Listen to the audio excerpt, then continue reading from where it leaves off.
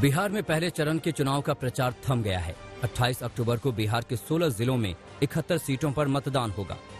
आखिरी दिन दिग्गजों ने प्रचार में पूरा जोर दिखा दिया। भारतीय जनता पार्टी के राष्ट्रीय अध्यक्ष जगत प्रकाश नड्डा ने औरंगाबाद में रैली की। नड्डा ने अपनी रैली में बिजली के साथ विकास के दूसरे काम भी गिनाए।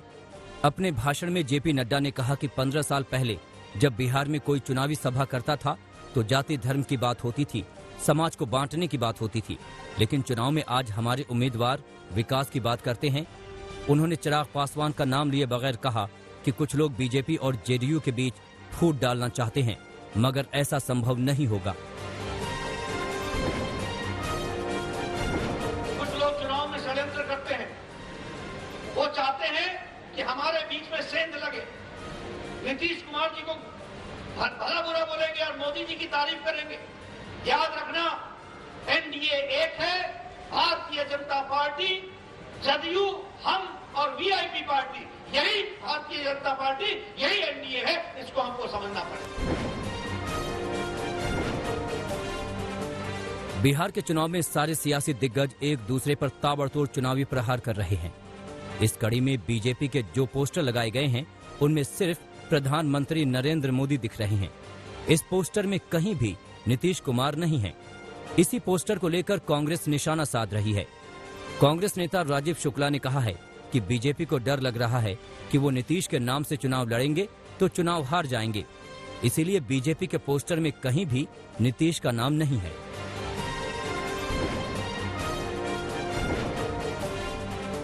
प्लूरल्स पार्टी के संस्थापक पुष्पम प्रिया ने रोड शो की शुरुआत कर दी।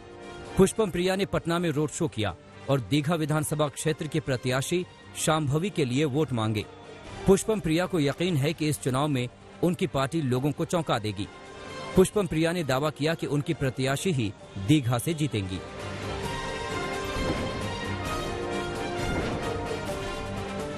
एलजेपी अध्यक्ष चिराग पासवान भी चुनाव में पूरा दमखम दिखा रहे हैं, मगर चिराग पासवान जहां भी प्रचार करने जा रहे हैं उनके निशाने पर नीतीश कुमार ही रहते हैं।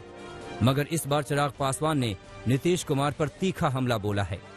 चिराग पासवान ने कहा है कि अगर एलजेपी सत्ता में आई तो नीतीश कुमार को जेल जाना पड़ेगा।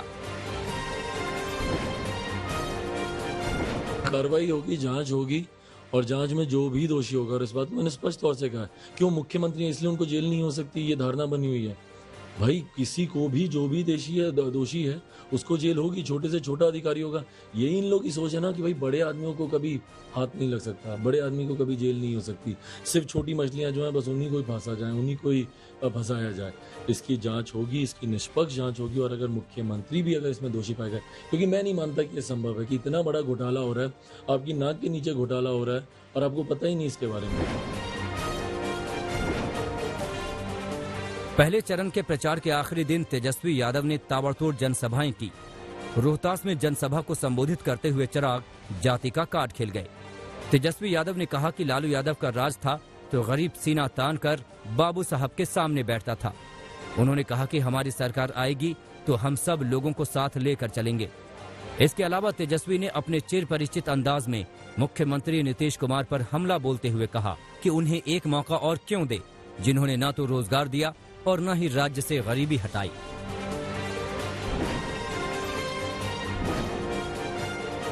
बिहार चुनाव के पहले चरण के चुनाव प्रचार के अंतिम दिन हम पार्टी के अध्यक्ष जीतन राम मांझी ने एनडीए प्रत्याशियों का प्रचार किया।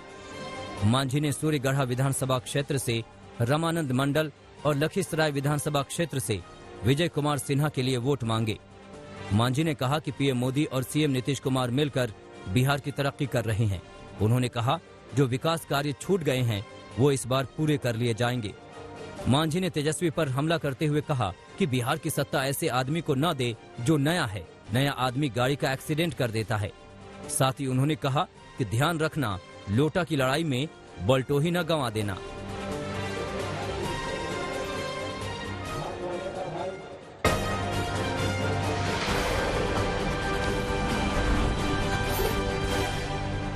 जम्मू कश्मीर की पूर्व मुख्यमंत्री और पीडीपी की प्रमुख महबूबा मुफ्ती के तिरंगे पर टिप्पणी को लेकर उनकी ही पार्टी के नेताओं ने नाराजगी जाहिर की है। महबूबा के बयान से खफा जम्मू क्षेत्र के 3 नेताओं ने पीडीपी से इस्तीफा दे दिया है। वहीं नेशनल कॉन्फ्रेंस ने महबूबा मुफ्ती के बयान से खुद को अलग कर लिया है। महबूबा के तिरंगे के अपमान वाले बयान पर बीजेपी का हल्ला बोल जारी है। जम्मू के पीडीपी दफ्तर के बाहर बीजेपी कार्यकर्ताओं ने तिरंगा लहराया।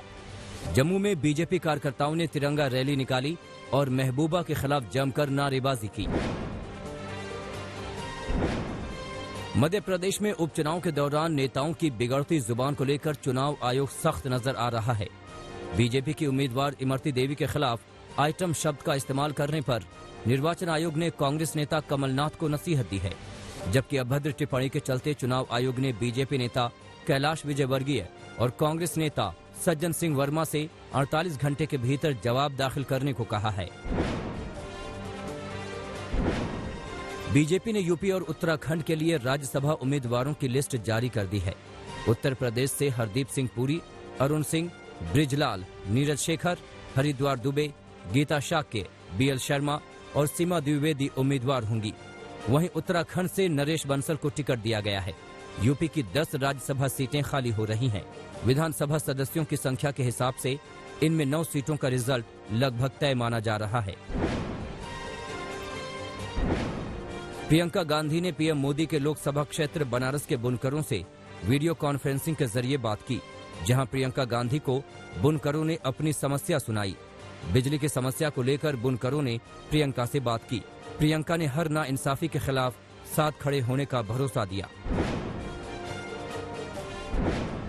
आज सुबह 10:30 बजे प्रधानमंत्री नरेंद्र मोदी वीडियो कॉन्फ्रेंसिंग के जरिए रेहड़ी पटरी वालों से संवाद करेंगे। इस कार्यक्रम में यूपी के अलग अलग जगहों से रेहड़ी पटरी वाले जुड़ेंगे। प्रधानमंत्री स्वनिधि योजना के तहत मिल रहे लाभ को लेकर ये संवाद होगा। दिल्ली नगर निगम के तीनों मेयर फंड को लेकर मुख्यमंत्री अरविंद केजरीवाल के आवास के बाहर धरने पर बैठ गए। फंड की कमी को लेकर तीनों मेयर मुख्यमंत्री से मिलने पहुंचे थे।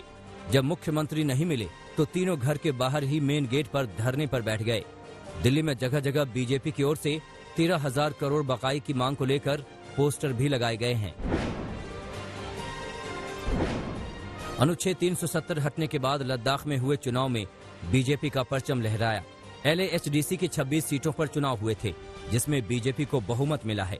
बीजेपी को 15 सीट मिली, जबकि कांग्रेस के खाते में 8 सीटें आईं, जबकि 2 सीट पर निर्दलीय उम्मीदवारों ने कब्जा किया।